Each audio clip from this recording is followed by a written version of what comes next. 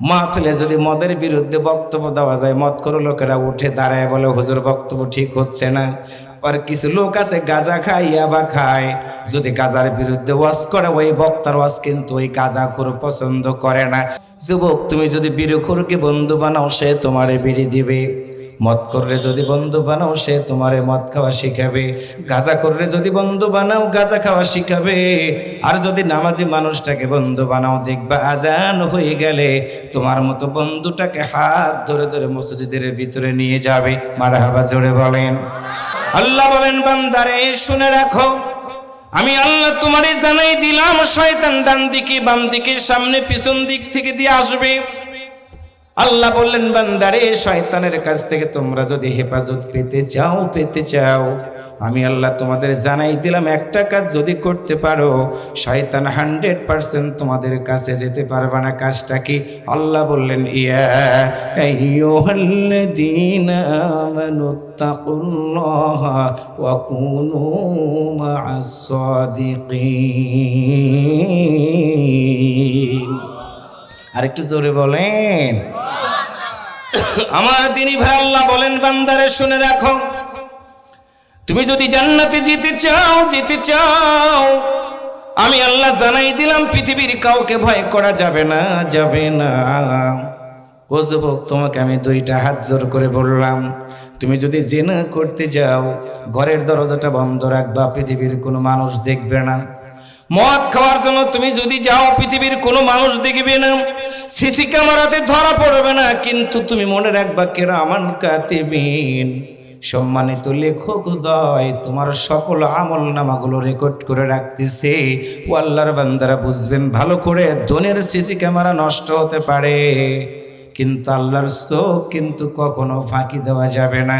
এই জন্য আল্লাহ বলেন, জান্নাতে যদি যেতে চাও সর্বপ্রথম তোমাদের দিলের ভিতরে ভয় রাখা লাগবে, তাকুল্লাহ, আমি আল্লাহর। একসাথে বলুন তো, আমরা ভয় করব কাকে? আরেকটু জোরে বলেন, কাকে? আল্লাহ বলেন, বান্দারে শুনে রাখো, শুধু আমাকে ভয় করলে চলবে না, ওয়া কুনু মা'আস সাদিকিন, সত্যবাদীদের সাথে তুমি সাথী হয়ে যাবা। যুবক, তুমি যদি বিড়িখোরকে বন্ধু বানাও সে তোমারে বিড়ি দিবে, মদ করলে যদি বন্ধু বানাও সে তোমারে মদ খাওয়া শিখাবে, গাঁজা করলে যদি বন্ধু বানাও গাঁজা খাওয়া শিখাবে। আর যদি নামাজি মানুষটাকে বন্ধু বানাও, দেখবা আজান হয়ে গেলে তোমার মতো বন্ধুটাকে হাত ধরে ধরে মসজিদের ভিতরে নিয়ে যাবে। মারহাবা জোরে বলেন। এই জন্য বলা হয়, সৎ সঙ্গে স্বর্গবাস, অসৎ সঙ্গে সর্বনাশ। পায়ে ধরে বলে গেলাম, দিনী ভাইরা, আল্লাহর ঘরের মাহফিলে আমরা এসেছি, বসেছি, মসজিদের ভিতরে ঢুকে কোনো দলাদলি করি না। আওয়াজ করে বলুন তো, মসজিদের ভিতরে আমরা ইবাদত করি কার? আরেকটু জোরে বলেন, কার? আল্লাহ বলেন, বান্দারে শুনে রাখো, আমি আল্লাহর ইবাদত যখনই করবা, তুমি তখন মানব রচিত আইনওয়ালাদের কাছে মাথা নত করতে পারবা না।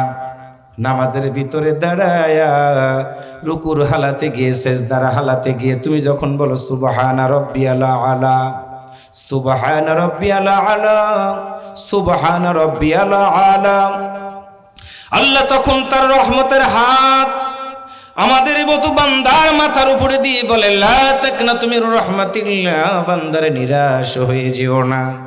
কি লাগবে তোমার বলো, আমি আল্লাহ তাআলা তোমাকে সব দিয়ে দিব। দুনিয়ার মানুষের দরজা বন্ধ হতে পারে রে ভাই, একজনের দরজাটা খোলা থাকে। আওয়াজ করে বলুন তো, তিনি কে? আরেকটু জোরে বলেন, তিনি কে? সে আল্লাহ ডাকতে বলেন, বান্দারে তোমার জীবন যতদিন চলবে আমি আল্লাহ তোমারে জানাই দিলাম, দীপ্ত কণ্ঠে ঘোষণা করে তুমি বলবা, আল্লাহু ওয়ালিয়ুল্লাযীনা আমানু ইখরিজুহুম মিনাজ-যুলুমাতি ইলান-নূর। আল্লাহরে যদি বন্ধু বানান, আল্লাহ বলেন, তোমার আমি অন্ধকার থেকে আলোর দিকে নিয়ে আসবো। আল্লাহর বান্দারা কত মানুষ খারাপ কাজ করে, আল্লাহ বলেন, বান্দারে না না না, অন্ধকার থেকে আমি আল্লাহ তোমারে আলোর দিকে নিয়ে আসবো। ইন্নাদ-দীনা ইনদাল্লাহিল ইসলাম। আল্লাহু আকবার বলেন।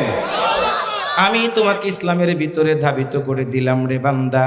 কি কাজ করবা? ইন্নাস সালাতি ওয়া নুসুকি ওয়া মাহইয়ায়া ওয়া মামাতি লিল্লাহি রাব্বিল আলামিন। তুমি বলবা তোমার হায়াত, তোমার মওত, তোমার বেঁচে থাকা, তোমার যত কিছু হবে কোরবানি, ত্যাগ তিতিক্ষা পৃথিবীর কারো জন্য হবে না, হবে না। সব কিছু হবে আমার একমাত্র আল্লাহর জন্য। আল্লাহ তখন বলে, বান্দার সব যদি আমার জন্য হয়, আমি আল্লাহ তোমারই কি দিব শুনে রাখো।